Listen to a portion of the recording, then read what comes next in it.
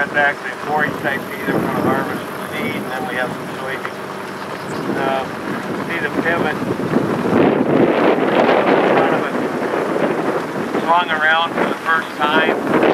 We got soybeans in here this year. The rotation we use in the irrigation is we do 2 years of corn, and then we do a broadleaf crop. And then it goes to wheat, and then we do another broadleaf crop. But after the wheat, we put in a cover crop of high carbon stuff. So we'll do German millets, forage sorghums, those kind of things for designed to be swath grazed or at least left out there to add carbon to the system. Because the biggest problem we have, I think, in no-till, and you guys have, I know you guys have in no-till, is you're not getting enough carbon into the system to drive it right.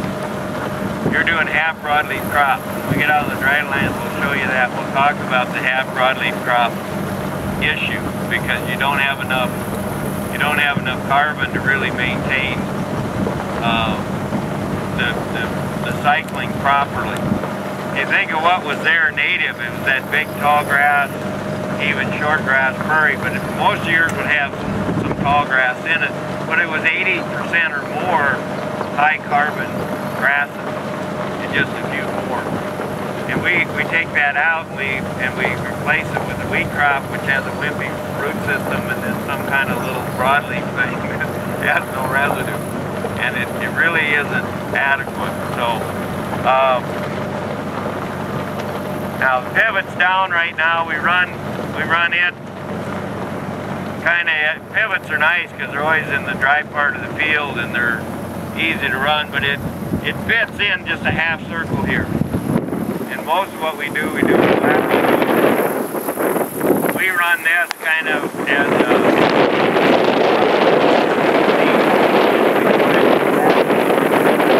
whenever this thing on, and it'd be watered when we aren't here to watch it because it's less than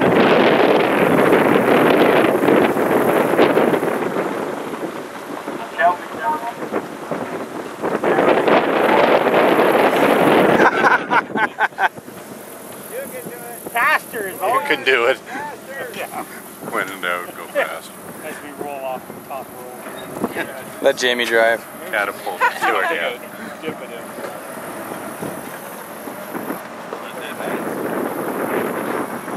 This is our crew of 21 visiting Dwayne Beck. Now our broadleaf in here can be peas, it can be pinto beans. We do a lot of edible beans in this rotation. We'll see this rotation again out on the main road, and we have some canola in there, we have some peas, and we have some soybeans, and we have some sesame. You got her. Not a problem. This is a noxious weed. That's no, the neighbor's irrigation pipe. That's not ours. Ours okay. Is buried. Somebody from Dakota brought it. So what we have here is kind of a comparison of soybeans and rows. We're in 20-inch rows. Most farmers do 30 versus drilled. And then over on this last one, I drilled really light. One place way too light, but to see if we can cut back the population. So it's kind of a little study that we have. What did you do to get your track flat like that? What did you do to get your track flat like that? Well, that would have been wheat last year, about 120 bushel a week that was harvested with a stripper head, which means it's standing pretty straight, but it's long. And then when you put the cover crop in there, it starts to decompose. And when it decomposes at the bottom, it just falls flat.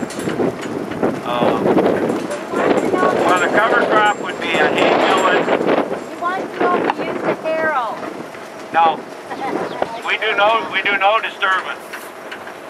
Now we do all low disturbance cedar. So you'll see as we get around the farm that there's no way we can use the hoe drill. We actually started at one time with hoe type openers, but A, they cause weeds, and B, you just can't eat the residue of it.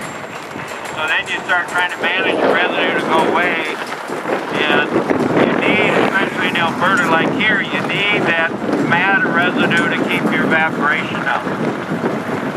You know, that matter residue is your friend. You just got to try to figure out how to deal with it.